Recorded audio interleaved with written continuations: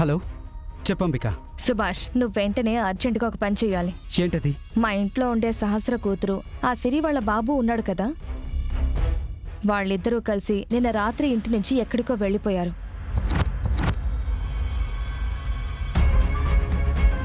ఎక్కడికి వెళ్ళారు? అది మనకు అనవసరం సుభాష్.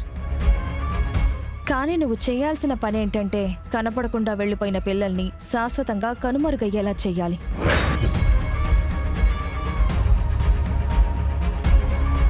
ఏంటంబిక నువ్వు మాట్లాడుతున్నది?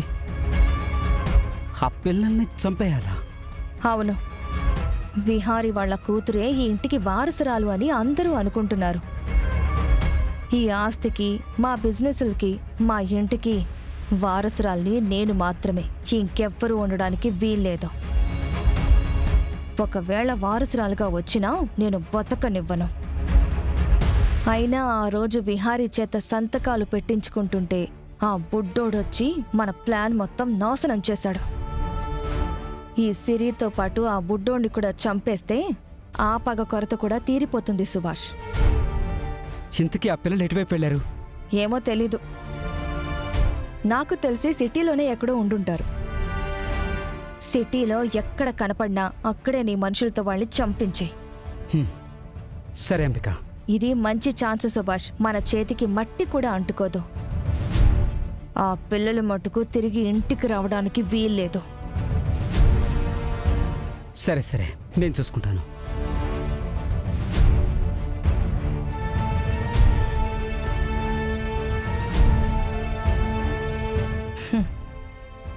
ఇక మా ఆస్తులు, మా బిజినెస్లు ఇక అన్నీ నావే. నా నుంచి ఆధిపత్యాన్ని, పవర్ని ఎవ్వరూ లాక్కోలేరు.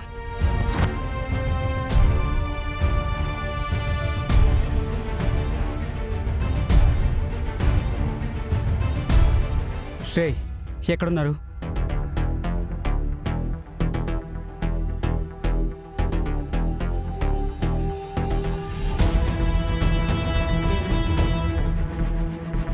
సరే,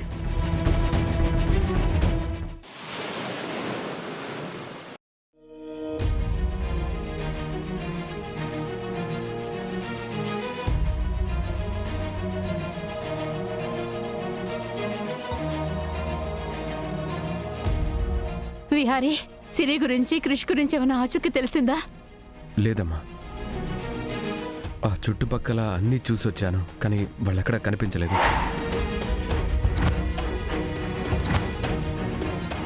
చెప్పాను కదే, మన సిరికి మాయమాటలు చెప్పి ఎటో తీసుకెళ్ళిపోయి ఉంటాడు. అలాంటి వాణ్ణి ఇంట్లోకి రానిచ్చిన వాళ్ళని అనాలి. అత్తయ్య, అసలేం జరిగిందో కూడా మనకి తెలియదు కదా.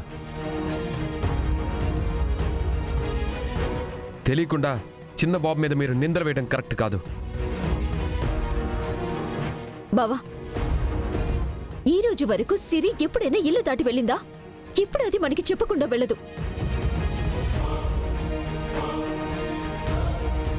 ఈ రోజు అది వెళ్ళింది అంటే వాడి వల్లే వెళ్ళింది. ఇకనైనా ఎవరు ఎలాంటి వారో తెలుసుకుంటే మంచిదిరా. ఇంకా ఆపండి. ముందు కనపడకుండా పోయిన పిల్లల గురించి వెతికి పట్టుకోవడానికి చూడండి. మనం తర్వాత ఇవన్నీ మాట్లాడుకుందాం.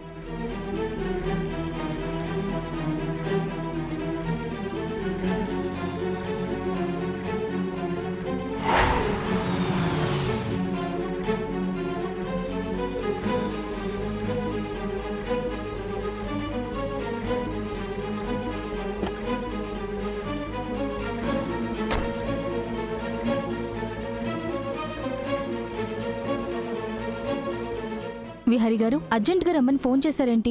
సంధ్య గారు, క్రిష్ ఇంట్లో లేడు. అలాగే క్రిష్తో పాటు సిరి కూడా లేదు. ఇద్దరూ కలిసి నిన్న రాత్రి ఎక్కడికో వెళ్ళిపోయారు. ఎక్కడికో వెళ్ళారా? అసలు పిల్లలు కనిపించకపోవడం ఏంటండి?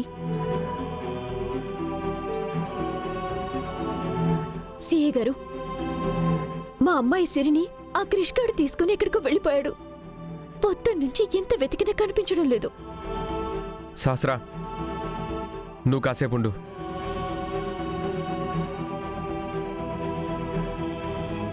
సంధ్య గారు, నాకేం చేయాలో అర్థం కావట్లేదు.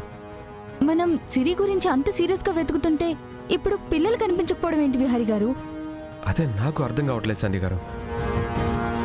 ఈ చుట్టుపక్కల ఏరియాలన్నీ కూడా నేను చూసి వచ్చాను. పిల్లలు ఎక్కడా కనిపించలేదు. చిన్నప్పుడు నాకు కూడా ఒక ఫ్రెండ్ ఉండేవాడు. వాడు కూడా కనబడకుండా పోయాడు. దగ్గరలో ఒక అడవి ఉంది. ఆ అడవిలోకి అలా వెళ్తే అక్కడ అభయాంజనేయ స్వామి గుడి ఉంటుంది. అక్కడికి వెళ్ళి ముడుపు కట్టుకొని ఆ స్వామికి ముడుపు చెల్లించుకొని మీ కోరిక కోరుకుంటే ఖచ్చితంగా తీరుతుందన్న స్వాముల వారు చెప్పారు. అమ్మో, పిల్లలు కొంపతీసి నేను చెప్పినట్టు అడవిలో ఉన్న ఆంజనేయ స్వామి కోవిలికి వెళ్ళారా? ఈ విషయం ఇంట్లో వాళ్ళు తెలిస్తే చంపేస్తారా? సంధ్య గారు, ఎలాగైనా సరే పిల్లలు ఎక్కడున్నారో తెలుసుకోవాలి.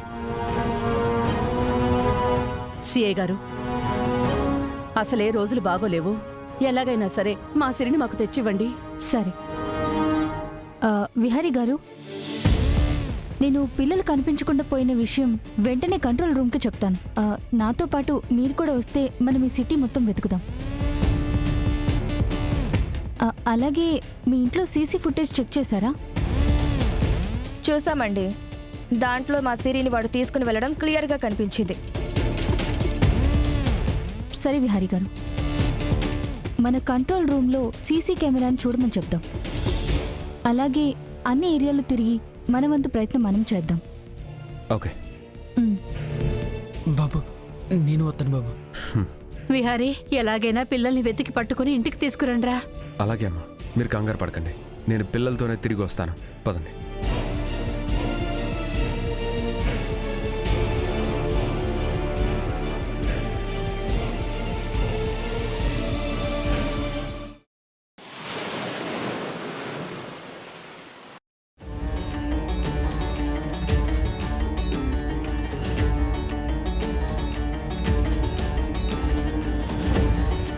పండు అడవి గురించి చాలా చెప్పి భయపెట్టేశాడు.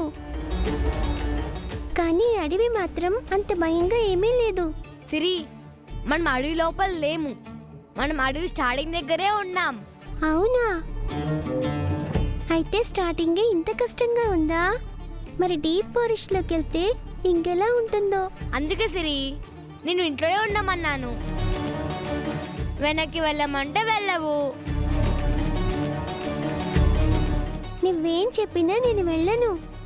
ఏంజిల్ ఆంటీ కోసం నేనేమైనా చేస్తాను. సరే పద.